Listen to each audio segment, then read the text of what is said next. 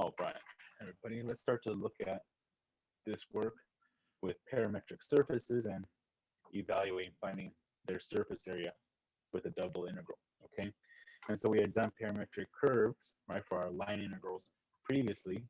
We took some curve, some path in space, and used a parameterization, R of t, that vector form, that parameter t, to evaluate, right? And we saw we can take that curve as a function y of x or so on, okay? Or create a new parameter t, and that's what we're going to see now with these surfaces that we can parameterize as well. All right, so let me share the document and we'll get going.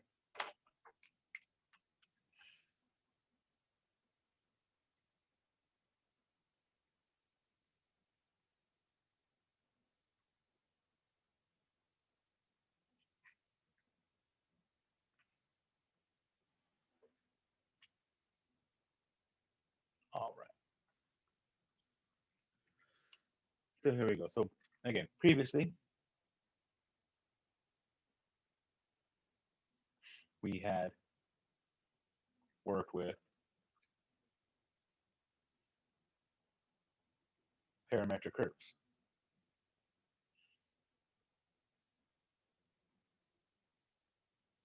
See, right, where we would have in three-dimensional space, we can have some curve C where we define it as this parametric curve. We have parameter t, and anywhere we are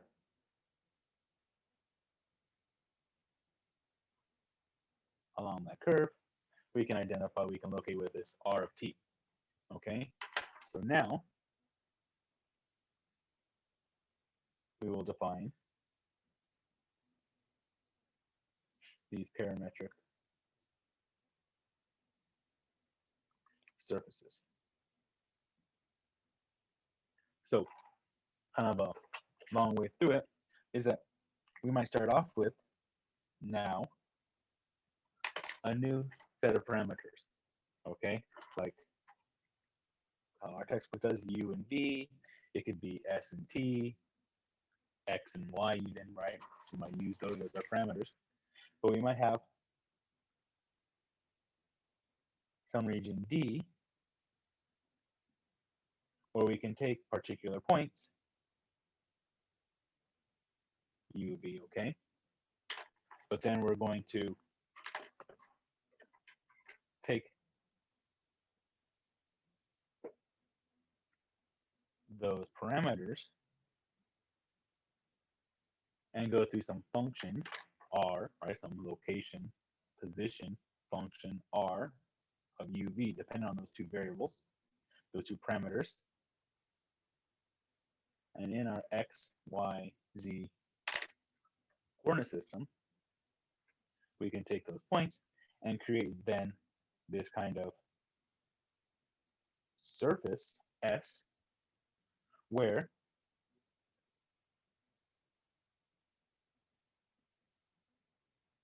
taking that point from our domain, going through our function, we're going to get this location, this x, y, z location on the surface S. Okay, so just like we would take a parameter t, compute that r of t, x of t, y of t, z of t, right? We can now even imagine this, x of uv, y of uv, z of uv, to get that x, y, z location. So we're taking from that domain and mapping it. So it's not necessarily like those services we had done, those functions of x, y that we had done before, where we had that kind of projection down. We have this domain space below that we're sending through that function.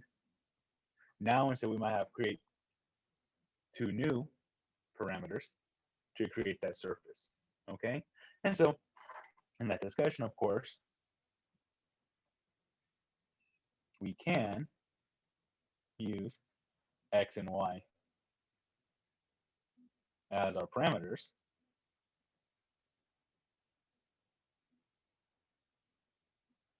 right? X is X, Y is Y, pardon me. But then that Z is equal to the function of X and Y. So we can do it that way. This is like our surfaces before, that chapter 15 work, okay?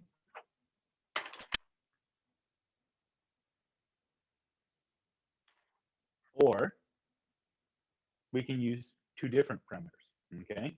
Or we can consider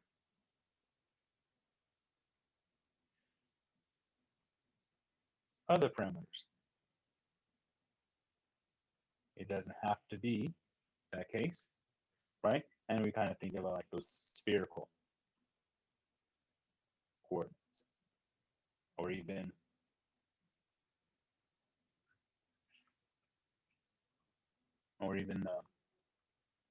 cylindrical, right? Where our parameters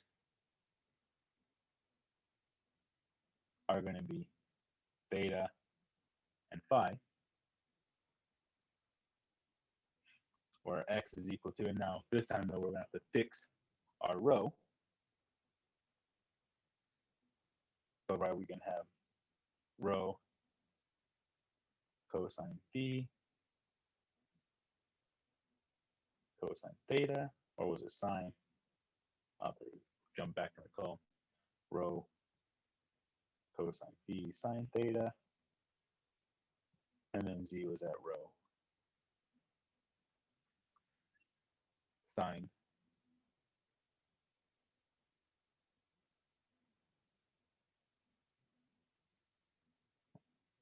phi, okay?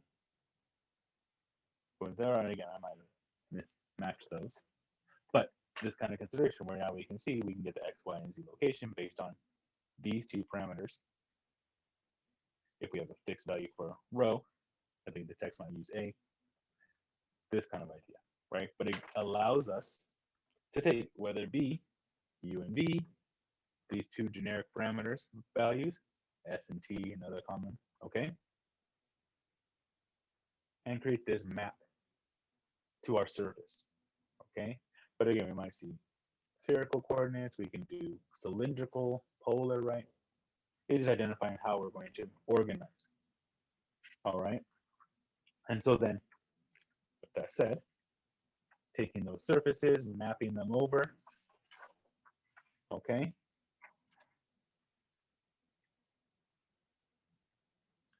We then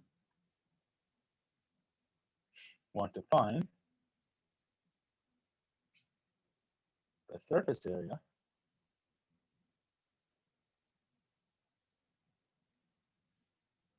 for that parametric surface.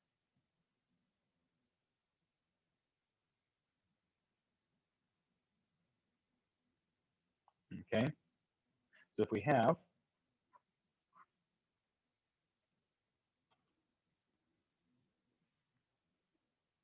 our parametric surface, S, okay, we want to imagine, okay, if I was to start to separate this into these little blocks, right? Thinking about here, these little segments of that surface. Thinking about it, right? The sum of all those ds's, that's going to be our surface area. Adding up, separating for partition through, okay? How could we get to that formula? Well, if that surface S came from this region D, right? Taking that region D, going through that function, that parametric surface function to give us S, we can imagine taking these little rectangles, those little components here, And through this function, we're kind of mapping them to our different little segments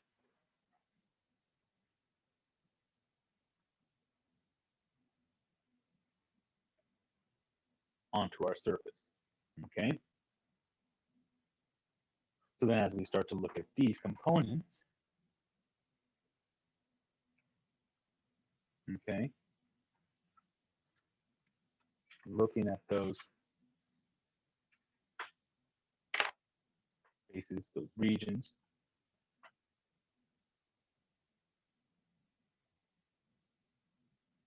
what we're really doing is that we have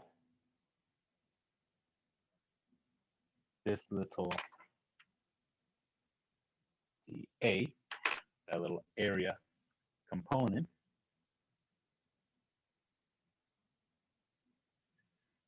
that we're mapping into that space. And through some work here,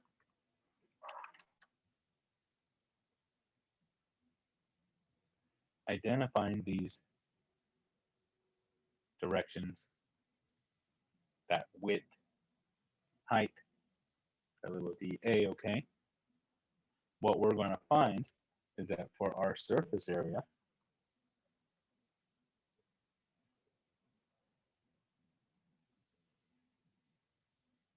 the area of that surface S is going to be equal to this double integral over that region D, right?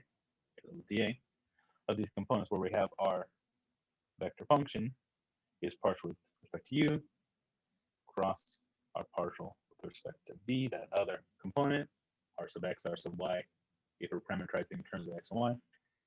That magnitude, that cross product, so that's giving us our area starting component of that quadrilateral, that little rectangle, dA, right? We're starting to work through that entire span, that region from our domain space working into that surface. So we're kind of taking these little rectangles and mapping them into our surface and adding up all those little bits of area to get to that result, right? Where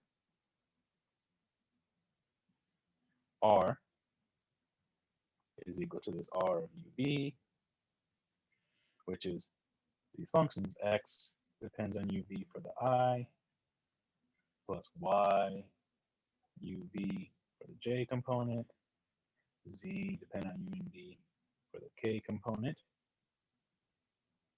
and that R sub U, that's going to be the partial of X with respect to U,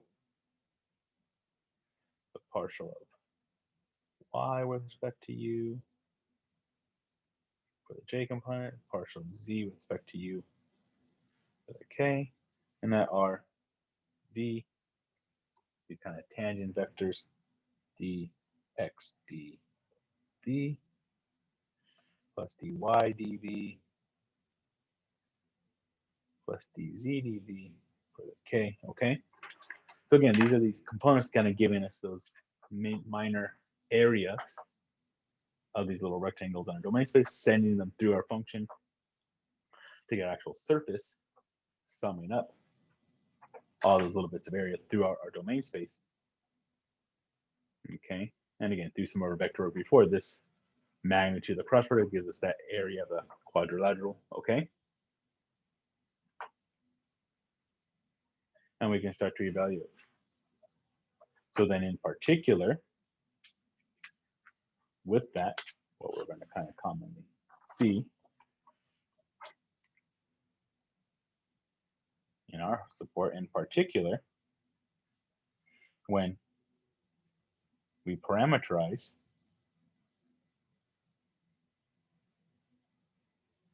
in terms of, right, using x and y as the parameters,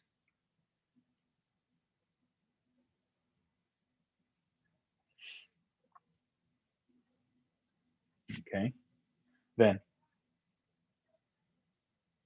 when you start to look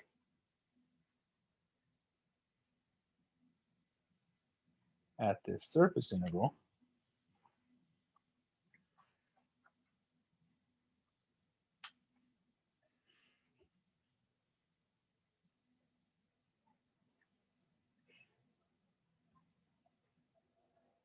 this becomes r sub x cross r sub y, that cross product, dA. And if our r of xy is going to be x for the I, y for the j, and then that f of xy for the k, r sub x, taking the partial respect to x everywhere, 1I plus 0j, right, derivative of y with respect to x, 0, plus this f sub x, k, r sub y, 0I plus 1j, sorry, plus f sub y for the k, there we go. Then when I look at r sub x crossed with r sub y,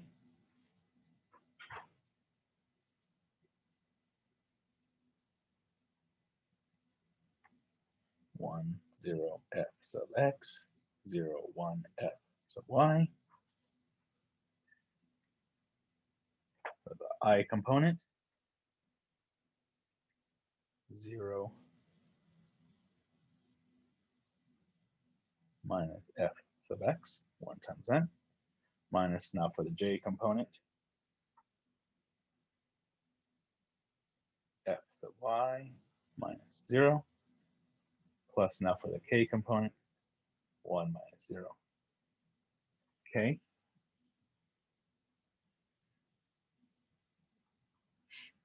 So that r cross r sub x cross r sub y, negative f sub xi minus f sub yj plus 1k.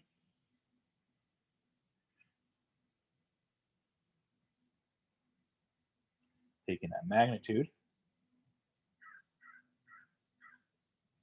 right? The square root, negative f sub x squared plus negative f sub y squared plus 1 squared, or f sub x squared plus f sub y squared plus 1 df dx squared plus df dy squared plus 1. That integral over that region D, parametrizing in terms of x and y, just becomes that kind of component we were familiar with our arc length, now this kind of surface area component.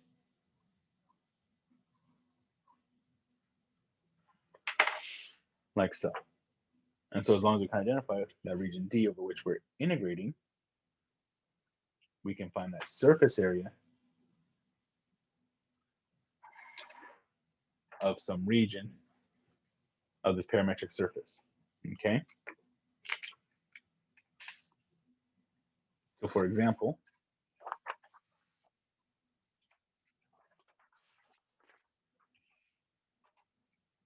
let's check out this problem. Problem number 42. This is on page 1161 of our text, the Stewart 8th edition. Okay, calculus. And we want to find the area of the surface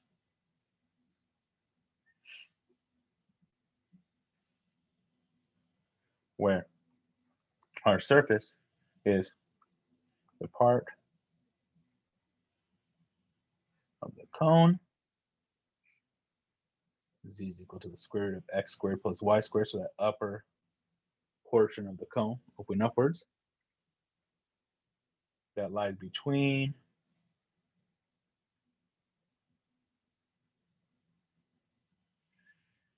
the plane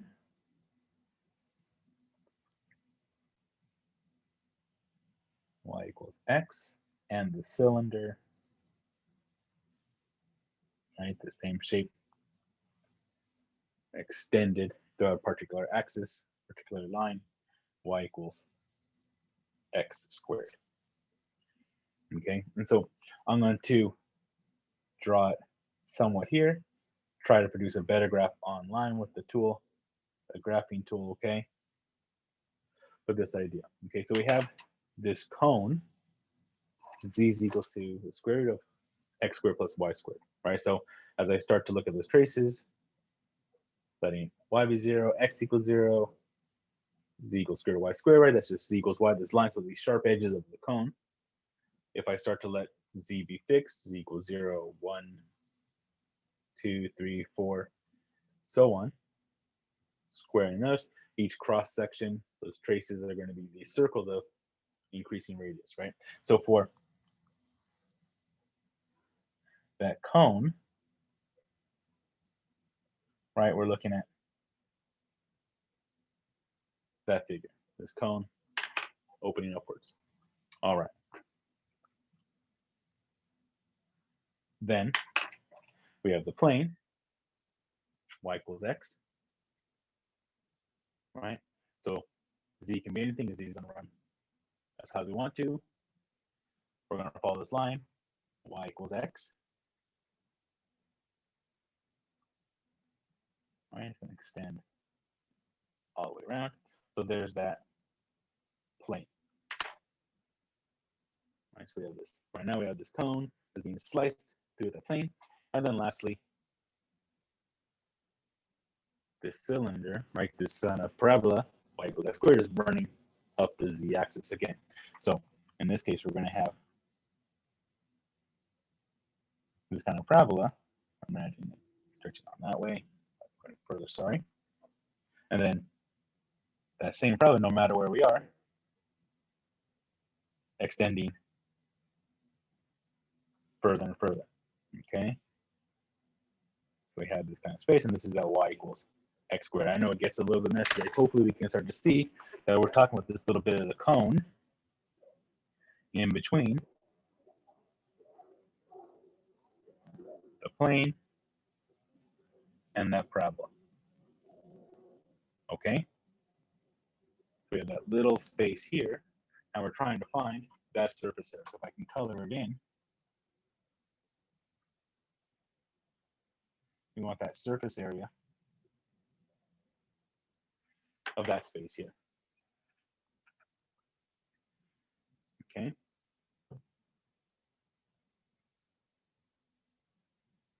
All right. And again, it's not properly drawn. This is going to actually extend out. It's going to meet at 1, 1, but a better, kind of decent image to get us thinking. And as I mentioned, let me stop sharing this. Let me go to where I started to graph this with GeoGebra, that online graphing. Okay, and so let me make this full screen. We should be able to see that. And so you can see I have the inputs, the plane, y equals x in blue there. Okay, let me slide this around. You can kind of see that blue plane, like so. The cone in red, right there. G of x, the paraboloid. I know it kind of doesn't match my color. Let me change it to match my coloring that I did on mine. Okay. There we go. And then what's blue? Good. Let's make it a little bit darker though. Let's do this one. Better maybe. Okay. All right. Did that work? So no, they didn't change it. So let me do this real quick. G, this one. My y equals x squared was red. Boom. Color red. Down, down. Okay. Cone was green. All right. Better. Got it. Nope, it's still not doing it from a bit. Anyways, my apologies there. Not sure why it's not changing. All right, so we have these though. Okay. And so as we start to look down, we're looking at this space between the parabola cone, the parabola running upwards, that plane, and trying to find that surface area of the bit of the cone in between. If I cycle up, kind of see below. But once I start to zoom in, it does get a little messier, okay? But we can see the space. We're trying to find the surface area of that part of the cone there, okay? All right, let me stop sharing that. We'll get back to our docam and go in from there.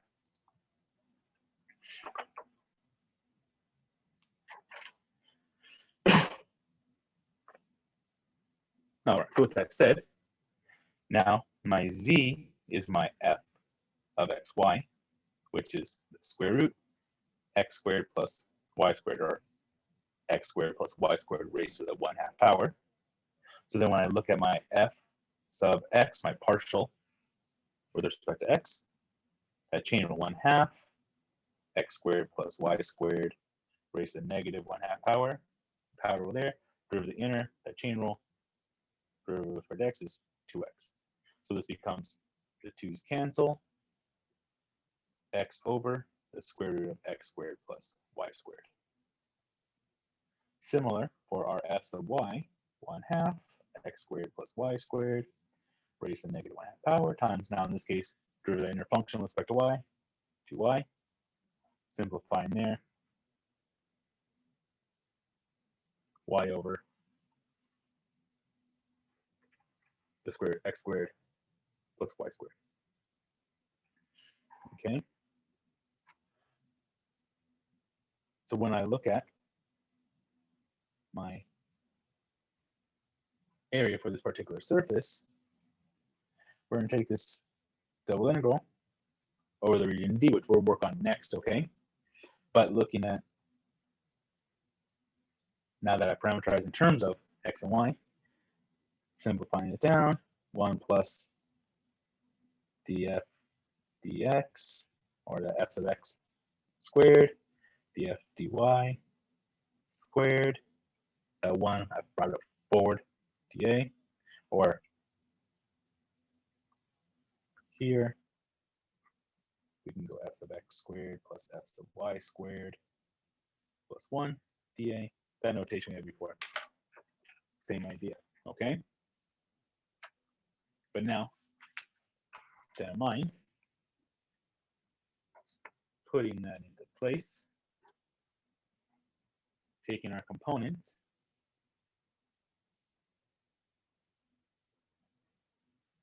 working with that square root part of it first, that f sub x, x over the square root, x squared plus y squared, that quantity being squared, plus now our f sub y, y over square root x squared plus y squared, quantity squared. Don't forget my plus 1 dA. We'll work on those components, those limits of integration in a moment. Let's first simplify down that expression sub the radical.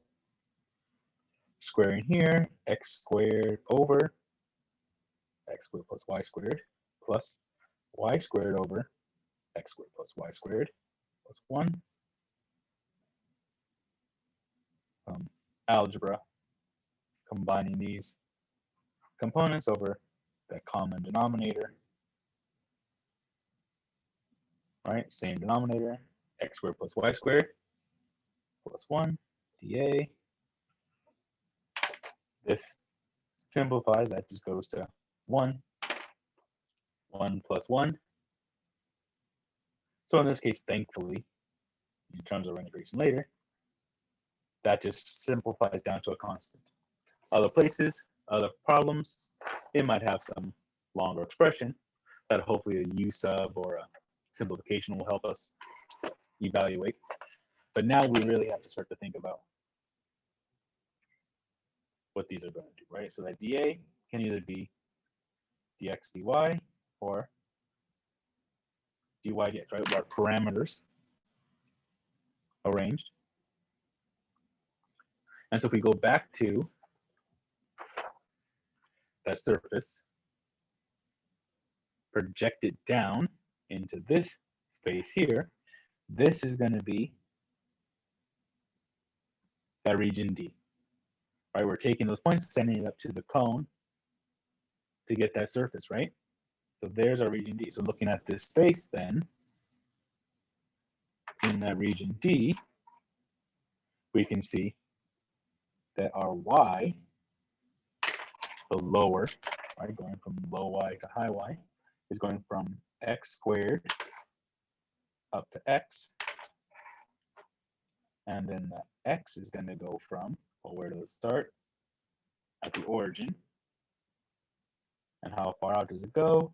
Where do those meet? Where does y squared equal y equals x, right? Where is x squared equal x? Up to 1.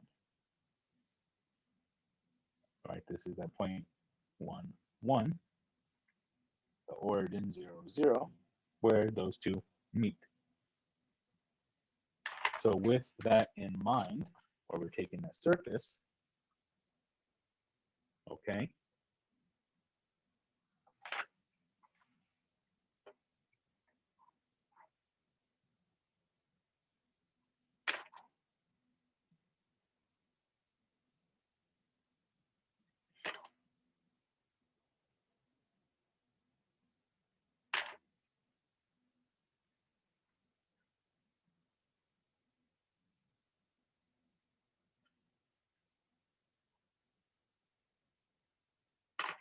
putting those components back in,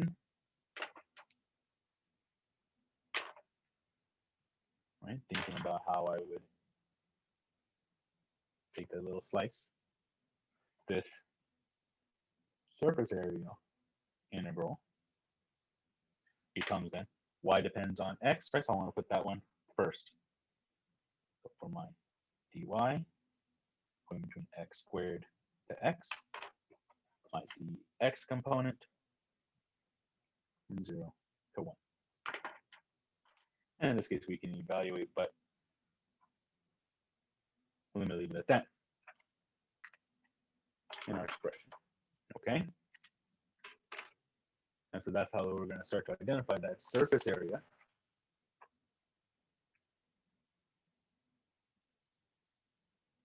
based on that region from our domain space, sending it through our parameterization to get that surface, okay? Again, kind of a lengthy work, but we'll see how this benefits us as we start to see some of these other integral theorems with our vector calculus moving forward, okay?